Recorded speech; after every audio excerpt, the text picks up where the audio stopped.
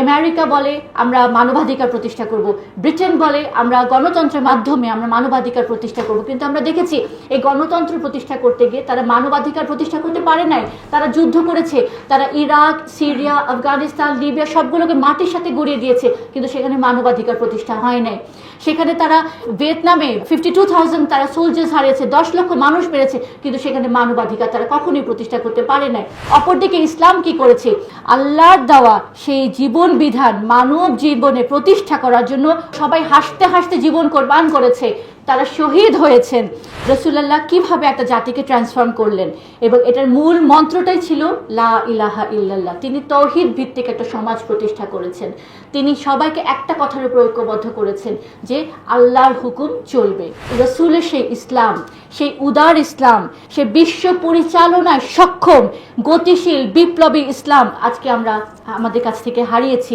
আমাদের আদর্শ আজকে আমরা ত্যাগ করেছি, সেই আদর্শ থেকে আমরা মুখ ফিরিয়ে নিয়েছি, এবং পাশ্চাত্যের দেওয়া সেই বুলিগুলোকে আমরা মেনে নিয়ে সেটাতে আমরা অ্যাট্রাক্টেড হয়ে সেটার প্রতি আমরা আকৃষ্ট হয়ে আমরা বিভিন্ন মতবাদের পিছন ঘুরে রেখেছি, কিন্তু আমাদের শান্তি, নিরাপত্তা, সুখ, বৈষম্য দূর হয় নাই, কোনো কিছু আসলে আমরা পাই নাই। তো আজকে আমরা যেটা দেখতে পারলাম যে রাসূলুল্লাহ কিভাবে একটা জাতিকে ট্রান্সফর্ম করলেন, এবং এটার মূল মন্ত্রটাই ছিল লা ইলাহা ইল্লাল্লাহ। তিনি তাওহীদ ভিত্তিক একটা সমাজ প্রতিষ্ঠা করেছেন। তিনি সবাইকে একটা কথার উপর ঐক্যবদ্ধ করেছেন যে আল্লাহর হুকুম চলবে, আল্লাহর হুকুম দিয়ে আমাদের জীবন পরিচালিত হবে। এবং রাসূল পাক সাল্লাল্লাহু আলাইহি ওয়াসাল্লাম চলে যাওয়ার পরে হযরত আবু বকর এবং হযরত ওমরের সময় আমরা দেখেছি অর্ধ পৃথিবীতে এই শাসন ব্যবস্থা প্রতিষ্ঠা হয়েছিল, যেখানে ন্যায়, সাম্য, সুবিচার, মানবাধিকার প্রতিষ্ঠা হয়েছিল। এরই মাধ্যমে আমরা পেয়েছি একটা সংবিধান আল কোরআন, 5 দফা কর্মসূচি আমরা পেয়েছি। এই কোরআনটাকে প্রতিষ্ঠা করার জন্য, কোরআনের হুকুমটাকে প্রতিষ্ঠা করার জন্য তারিকাটা কি হবে, মেথডটা কি হবে, অপারেন্টিটা কি হবে, সেটা আমরা পেয়েছি। এবং পুরো পৃথিবীতে মানবাধিকার প্রতিষ্ঠা করার দায়িত্ব আল্লাহ তার রাসূল পাক সাল্লাল্লাহু আলাইহি ওয়াসাল্লামকে দিয়েছেন, সেই দায়িত্ব আমরা পেয়েছি।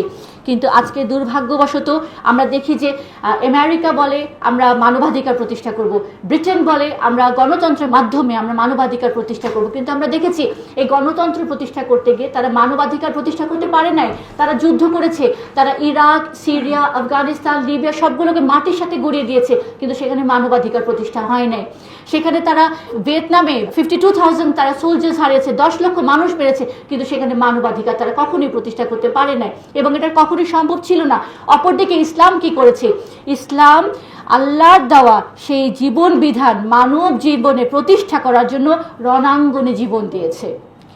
আল্লাহর জন্য দিন প্রতিষ্ঠা করার জন্য সবাই হাসতে হাসতে জীবন কোরবান করেছে, তারা শহীদ হয়েছেন। তো আমাদের কথা হচ্ছে সেই রাসূলের সেই ইসলাম, সেই উদার ইসলাম, বিশ্বজনীন ইসলাম, সেই বিশ্ব পরিচালনায় সক্ষম গতিশীল বিপ্লবী ইসলাম আজকে আমরা আমাদের কাছ থেকে হারিয়েছি। আমরা এটার মূল মেসেজটা মানব জাতির সামনে তুলে ধরতে পারি নাই, যার কারণে আজকে ইসলাম তাদের কাছ থেকে আবেদন হারিয়েছে। আমি কারো সমালোচনা করতে চাই না, আমি আজকে আপনাদের সবার কাছে একটা প্রস্তাব রাখতে চাই, ছোট ছোট বিষয়ে তর্ক বিতর্ক আমরা না করে আমরা সবাই একটা জাতিসত্তা গড়ার জন্য ঐক্যবদ্ধ হই। আপনারা হয়তো অনেকে আমাকে জানি না দেখেছেন কিনা, দেখেও থাকতে পারেন, আমার ইউটিউবে, ফেসবুকে আমার অনেক ভিডিওস যায় যেখানে আমি ইসলামের কথা বলি, আমি নারীর অধিকার নিয়ে কথা বলছি। তো ইসলাম নিয়ে আমি কেন কথা বলছি সেটাও একটা আমার দোষ, কারণ আমি তো একজন নারী, ইসলাম নিয়ে কথা বলার আমার কোনো অধিকার নেই। বিষয়টা অনেকটা এমন হয়েছে। তো আমি কে, আমি কেন করছি, আমি কি করছি, এটা বলার জন্য আমার ছোট্ট একটা পরিচয় আমার দিতে হয়। আমি ছোটকাল থেকে শুনেছি, বড় হয়েছি যে আমার বাবা, আমার শ্রদ্ধেয় পিতা, তিনি ব্রিটিশ বিরোধী আন্দোলনে তিনি সোচ্চার ভূমিকা রেখেছিলেন। তিনি একজন সংগ্রামী ছিলেন এবং অ্যান্টি ব্রিটিশ মুভমেন্টে তিনি খুবই সক্রিয় ছিলেন। শুধু তিনি নন, আমার পুরো পরিবারই এই ব্রিটিশ বিরোধী আন্দোলনে তারা সংগ্রাম করেছেন। আমার পরিবার সুলতানি আমলে দাউদ খান কারানির কথা নিশ্চয়ই আপনারা শুনেছেন, তাজ খান কারানির কথা শুনেছেন। সেই বাংলা, বিহার, উড়িষ্যার একটা বড় বেল্ট ওনাদের শাসনের আন্ডারে ছিল। দাউদ খান কারানির নামে সেখানে আপনার মুদ্রায় তার নাম পর্যন্ত অঙ্কন করা ছিল, যেখানে একদিকে ছিল লা ইলাহা ইল্লাল্লাহ এবং অপর দিকে ছিল দাউদ খান কারানির নাম। আমি আমার পরিবারের সংক্ষিপ্ত একটা পরিচয় পত্র তুলে এনেছি, আপনাদের সবাইকে আমি ইনশাল্লাহ উপহার দিব। তো সেই দাউদ খান কারানির শাসন আমলেও একদিকে ছিল লা ইলাহা ইল্লাল্লাহ, অপরদিকে ছিল দাউদ খান কারানির নামে মুদ্রা, যেটা এখন আমরা ন্যাশনাল মিউজিয়ামে যাই সেটা আমরা দেখতে পাবো। তো ব্রিটিশদের অধীনে যখন আমরা ছিলাম, যখন আমরা আসলাম, তখন ব্রিটিশদের সাথে হিন্দুদের একটা হাত মিলালো, হাত মিলিয়ে মুসলমানরা তখন অনেকটাই পরাজিত হয়ে যায়।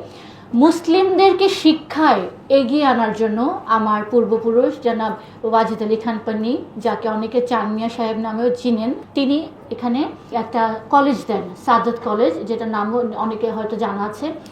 তো এখন এই সাদত কলেজটা চালাবে কে, সেখানে পড়াবে কে? মুসলিমরা তো শিক্ষা দীক্ষা দিতে পারছে না, তাদেরকে তো বঞ্চিত করে রাখা হয়েছে।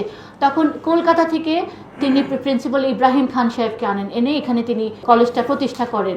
হাফেজ মেহমুদ আলী খান পান্নি, আমার পূর্বপুরুষ, তিনি ছিলেন দৃষ্টি প্রতিবন্ধী, জন্ম থেকে তিনি চোখে দেখতেন না, কিন্তু তিনি ছিলেন কোরআনে হাফেজ। তখন মুসলমানদের কোনো পাকানা ছিল না, তিনি ব্রিটেন থেকে সমস্ত যন্ত্রপাতি এনে এখানে কোরআনের এখানে তিনি একটা প্রেস দিলেন। সেই প্রেসে তিনি প্রথম কোরআনের বাংলা অনুবাদ তিনি এখানে প্রিন্ট করান। মুসলমানদের জাগরণের জন্য ইসলামিক সব তথ্য দিয়ে তিনি একটা পত্রিকা বের করলেন, যেটার নাম ছিল আখবারে ইসলামিয়া।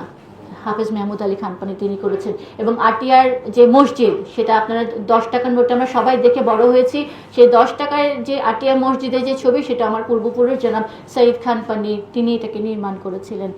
অর্থাৎ ইসলামের কৃষ্টি, সংস্কৃতি, শিক্ষা এবং গৌরব উজ্জ্বল যে ঐতিহ্য, সেই ঐতিহ্যকে ধরে রেখে যে পরিবার ঐতিহাসিক ভূমিকা রেখেছে, সেই পরিবার থেকে আমি এসেছি, আমি সেই পরিবারই একজনের সদস্য।